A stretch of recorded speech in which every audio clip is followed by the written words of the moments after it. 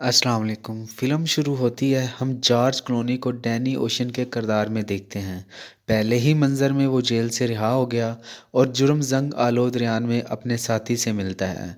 Rusty का किरदार Brad Pitt निभा रहे हैं, जबकि डैनी को एक शर्त के तहत जेल से रिहा किया गया कि वो अपना शहर नहीं छोड़ेगा, लेकिन वो असूल की खिलाफ वर्जी करता है।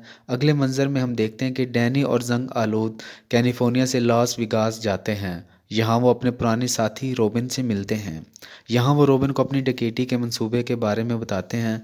सबसे पहले रोबिन इससे इनकार करता है, लेकिन प्लान की तफसील जानने के बाद वो हाँ कर देता है। बुनियादी तौर पर वो लॉस वेगास में 3 बड़े कसिनों को लूटने का इरादा रखते हैं। इन तमाम कसिनों के मालिक का नाम टेरी है। टेरी और रोबिन पुराने दुश्मन थे, इसलिए रोबिन इनका साथ देने पर राज़ी है। इनके साथ रोबिन इनकी माली मावनत भी करता है। मंसूबे पर गुफ्तगू करते हुए वो बेल्जियो नामी कसिनो की बात करते हैं, जो कि सबसे बड़ा था। 3 कसिनों से होने वाली तमाम कमाई इस कसिनो में लाई जाती है। अगर हम इस जुएबाजी के अड्डों को लूटते हैं तो हमें दूसरे जुएबाजी के अड्डों में नहीं जाना पड़ेगा, और वहाँ इनका तखमीना 160 मिलियन अमेरिकन डॉलर है। अगले मंजर में हम देखते हैं कि डैनी और जंग आलूद एक टीम बनाते हैं, जिसमें मुख्तलिफ ख़ास लोगों को शामिल किया गया है। कोई सिक्योरिटी में माहिर था, और कोई कैसीनो मैनेजमेंट को अच्छी तरह जानता है, और कोई जानता है कि धमाका खेज मवाद अच्छी तरह काम किस तरह करता है। टीम के तमाम इमरान खुद को बहुत अच्छी तरह से तैयार कर रहे थे। वो इस बात पर नज़र रखते हैं कि बेल्जियो कैसीनो में कितनी सिक्योरिटी थी, वहाँ कितने लोग थे, वहाँ कौन जाता है, और स्टॉक कब शिफ्ट होता है, और बहुत सी दूसरी सरगर्मियाँ। और इसके अलावा वो बेल्जियो कैसीनो की सिक्योरिटी वॉलेट की बिल्कुल वही कापी बनाते हैं, ताकि वो इसे तोड़ सकें और सिक्योरिटी सिस्टम को चेक कर सकें, ताकि जब वो टिकेटी के लिए जाएं तो उन्हें कोई दुश्वारी महसूस ना हो। यहाँ टैरी को पता चला इसकी साबका बीवी, जिसको तलाक दी गई थी, वो डैनी ओशन की मौजूदा गर्लफ्रेंड है।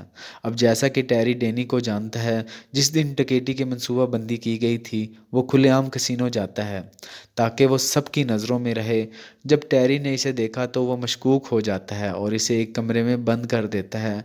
यहाँ एक बाउंसर डैनी को मारने के लिए आता है, लेकिन इससे पहले सेटिंग की गई थी। इससे पहले भी बाउंसर को काफ़ी रकम दी गई थी। वो डैनी को फर्श तक ले जाने में मदद करता है, और टीम के तमाम इमरान इस इलाके से दाखिल होते हैं और कमरे में आते हैं ताकि वो सिक्योरिटी रूम तक पहुंच सकें, जहां वो वॉलेट मौजूद था जिसमें बहुत ज़्यादा रकम थी। अब वो वॉलेट रूम में पहुंच गया, जहां इसे ज़ब्त कर लेते हैं और टीम काम करना शुरू कर देती है। अब हम जंग आलूद को देखते हैं, जो मोबाइल फ़ोन उठाए हुए था। फ़ोन की घंटी बजती है और वो टैरी को कॉल करने को कहता है। कॉल के दौरान वो इससे कहता है कि तुम्हारी वॉलेट ज़ब्त कर ली गई है। अब ना तो तुम पैसे निकाल सकते हो, और ना ही आपका कोई आदमी अंदर जा सकता है। इसलिए बेहतर है कि आधी रकम ले लो और आधी रकम मुझे दे दो। आपके पास सिर्फ ये अख्तियार है। जब टैरी कमरे से अपना वॉलेट देखता है, वो कमरे को बुरी हालत में देखता है। इसने देखा कि चोर कमरे के अंदर थे और इसे अंदर से बंद कर दिया गया था। अब हम देखते हैं कि स्वात की एक टीम, जो बुनियादी तौर पर एक पुलिस स्क्वाड थी, यहाँ दाखिल होती है। स्वाट टीम और वॉलेट रूम के अंदर मौजूद लोगों के दरमियान फायरिंग का तबादला होता है, और यहाँ स्वात की टीम धमाका खेज मवाद चलाती है। जैसे ही धमाका होता है, अंदर मौजूद रकम को आग लग जाती है। कुछ देर बाद स्वात की टीम ज़रूरी सामान लेकर वहाँ से निकलती है। टेरी बहुत परेशान हो जाता है और वो वीडियो फुटेज को बार बार देखता है। इसे एहसास है कि कुछ अरसा पहले इसने फर्श पर बेल्जियो लिखा था, ये अब नहीं लिखा था। तो असल में क्या होता है? दरअसल डैनी टीम की सिक्योरिटी माहिरीन इसे जाली तस्वीर दिखा रहे थे। ये बुनियादी तौर पर इनकी ट्रेनिंग रूम का हिस्सा था, और यहाँ डैनी और इसकी टीम ने इसे मुकम्मल तौर पर चमका दिया था। अब हम देखते हैं कि स्वात टीम कोई और नहीं बल्कि टैनी की टीम थी, और वो अपनी चीज़ को थैले से नहीं चुनते बल्कि टैरी को बकिया मिकदार में लेते हैं, और सब इसके सामने जाते हैं, और कोई फैसला नहीं कर सकता था कि इन थैलों में पैसे थे या स्वाट टीम के हथियार थे। अब हम देखते हैं कि डैनी ओशन बाउंसर के साथ एक ही कमरे में बंद था, जहां टैरी ने इसे बंद कर दिया था। टैरी को पूरा यकीन था कि इस सब के पीछे डैनी का हाथ है, लेकिन डैनी खुद को बेकसूर जाहिर करता है और इस डकैती में मुलविस होने से इनकार करता है।